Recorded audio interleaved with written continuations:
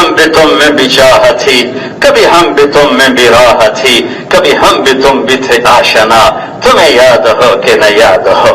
کبھی نمازوں کے مزے لیتی تھی یہ امت۔ معاذ عدویہ ان کے خامن صلہ بن اشیم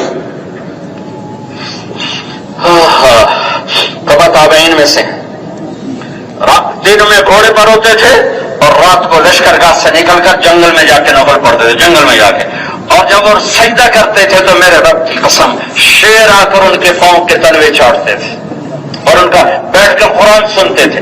جب وہ سجدے میں جاتے تو پاؤں چومتے تھے، پاؤں۔ شیر شیر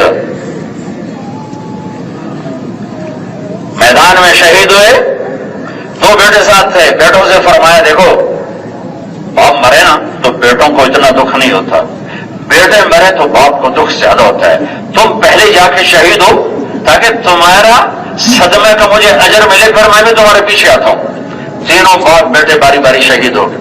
ان کی والدہ اور ان کی بیگم صلہ کی بیگم معاذ عدویہ دمشق، عورتیں آئی تعزیت کے لیے، فرمایا تعزیت کے لیے آئی ہو تو بے شک واپس چلی جاؤ، اور مبارک دینے آئی ہو تو 100 دفعہ آؤ۔ میرے تو آج عید کا دن ہے کہ میرے گھر کے 3 اللہ کے قبول ہو گئے۔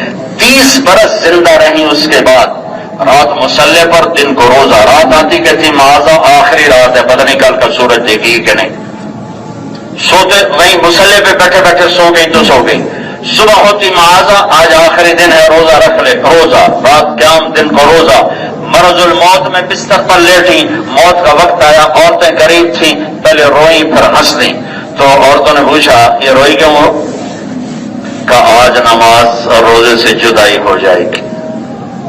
ہائے ہائے ہائے، کیا دل لگایا نماز سے کہ اس پہ رو رہی کہ آج کے بعد نماز نہیں پڑھوں گی، روزہ نہیں رکھوں گی۔ کبھی ہنس کیوں رہی ہو؟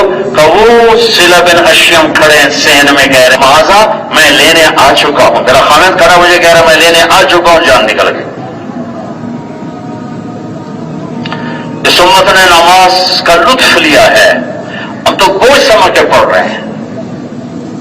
نماز کو جی لگا کے پڑھنا، اپنے مسائل کا اس کے اندر سمجھنا، اللہ کی محبت اور معرفت کے مقام طے کرنا۔